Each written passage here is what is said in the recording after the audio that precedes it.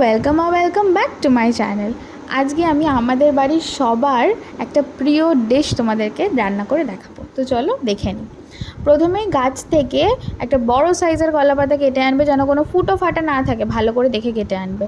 দিয়ে ভালো করে ধুয়ে ওটা একটুখানি আগুনে সেঁকে নেবে। এদিকে ছোটো ছোটো করে আলু কেটে নেবে ঝিরিঝিরি করে, আর পেঁয়াজ, আমরা এখানে বিলেতি ধনেপাতা নিয়েছি, তোমরা নর্মাল ধনেপাতাও দিতে পারো, আর রসুন, টমেটো আর কাঁচা লঙ্কা, ব্যাস। আর মাছটাও নুন হলুদ মাখানো ছিল আগের থেকে। এবার এদিকে কিছু গুঁড়ো মশলা দিয়ে দেবো, হলুদ গুঁড়ো, লঙ্কার গুঁড়ো, আগে নুন দিয়ে নিয়েছিলাম, আর একটু কাশ্মীরি লঙ্কার গুঁড়ো, যাতে দেখতে সুন্দর হয়, বুঝেছো? আর কোনো বাটাবুটি মশলার এখানে ঝামেলা নেই। সামান্য একটুখানি 2-3 দানা চিনি দিলে স্বাদটা খুব বেড়ে যায়। আর পরিমাণ মতো তেলের পরিমাণটা এখানে একটু বেশিই থাকবে, কারণ তেলটা যদি কম হয়ে যায় তাহলে মশলাটা অনেক ড্রাই হয়ে যাবে, খেতে ভালো লাগবে না। এদিকে মাছে নুন হলুদ মাখানো ছিল, একটুখানি লঙ্কার গুঁড়ো আর হলুদ দিয়ে সামান্য একটু মাখিয়ে নিল। আর এদিকে আলুটাও সব কিছু দিয়ে, আলু পেঁয়াজটা সব কিছু দিয়ে মশলা টশলা দিয়ে ভালো করে মেখে নিল। তারপরে যে কলা পাতাগুলো আমরা আগুনে একটু সেঁকে রেখেছিলাম, সেগুলোর উপরে সামান্য হাত দিয়ে একটু তেল, সর্ষের তেল স্প্রেড করে পুরো মশলাটা মাঝখানটায় গোল করে সাজিয়ে দিল। আর যে তেলটা নিচে ছিল মশলাটা, সেই তেলটাও ভালো করে কাচিয়ে দিয়ে দেবে, কারণ বললামই তো, নালে কিন্তু মশলাটা ড্রাই হয়ে যাবে আর খেতে একটুও ভালো লাগবে না। তারপরে মাছগুলো দেখো সুন্দর করে সাইড থেকে গোল করে সাজিয়ে দিল।